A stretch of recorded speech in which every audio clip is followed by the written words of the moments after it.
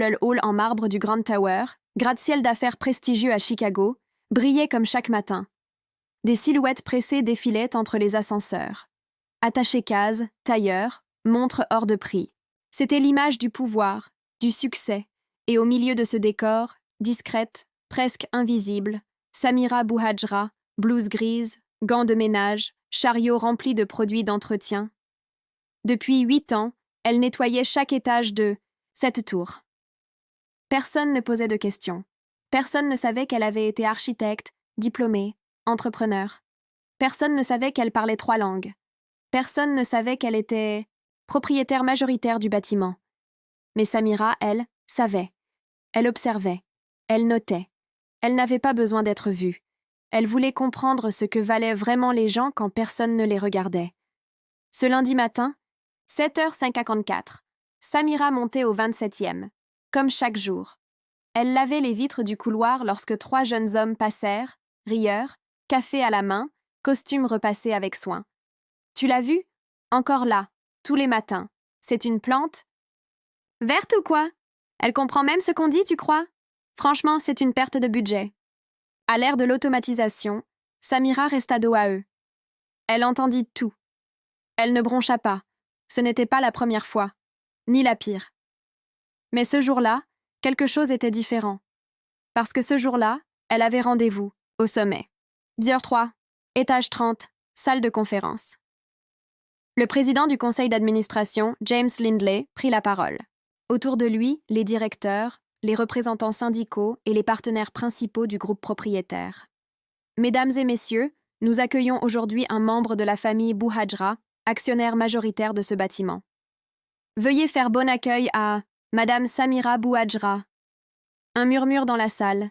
Les portes s'ouvrirent. Samira entra. Cheveux attachés, tailleur noir, regard droit. Plus de gants, plus de blouse, juste elle. Les 3 jeunes commerciaux, présents. Comme représentant RH junior, blêmirent. Samira s'assit. Elle sortit un dossier. Puis, calmement, elle parla. « Je ne suis pas là pour les chiffres. Pas aujourd'hui. Je suis là pour parler de ce qu'on appelle la culture d'entreprise. » Elle raconta. Le mépris, les sourires forcés, les regards fuyants, les rires étouffés dans les couloirs. Et elle cita, mot pour mot, ce qu'elle avait entendu. Sans nommer personne. Mais les visages s'étaient déjà figés. Puis elle ajouta.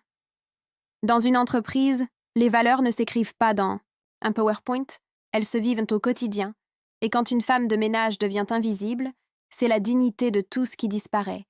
Retour en arrière, 20 ans plus tôt, Samira et son mari Mourad avaient quitté l'Algérie pour fuir. L'instabilité, elle, ancienne architecte. Lui, ingénieur du bâtiment, arrivé à Chicago avec leurs 2 enfants et $1 400 en poche. Mais la reconnaissance des diplômes? Impossible. Alors, ils avaient bossé. Nuit, week-end, double shift. Mourad était mort d'un accident, sur un chantier 5 ans plus tard. Samira n'avait pas pleuré longtemps. Elle avait bossé encore plus dur. Et avec son frère resté à Oran, elle avait monté une société d'investissement. Petit à petit, immeuble après immeuble, jusqu'au Grand Tower, racheté en majorité en 2019. Mais jamais elle n'avait quitté le terrain, parce qu'elle savait. C'est là qu'on voit les vraies choses. Retour à la salle. James Lindley reprit la parole. « Merci, Madame Bouhadjra. Votre intervention est précieuse. Une enquête RH a été ouverte. Et un nouveau programme interne sur le respect et la diversité va être lancé, en votre nom. » Samira hocha la tête. Elle n'était pas venue pour punir, mais pour éveiller, 2 semaines plus tard. Dans le hall du Grand Tower, une nouvelle. Plaque dorée fut fixée sur le mur d'entrée. Le vrai respect commence quand on pense que personne ne regarde. SBE chaque matin, à 8 heures précises, une femme en tailleur traversait les couloirs. Certains pensaient encore qu'elle travaillait pour le service maintenance. D'autres la saluaient avec gêne. Mais tous savaient une chose, elle possédait le bâtiment.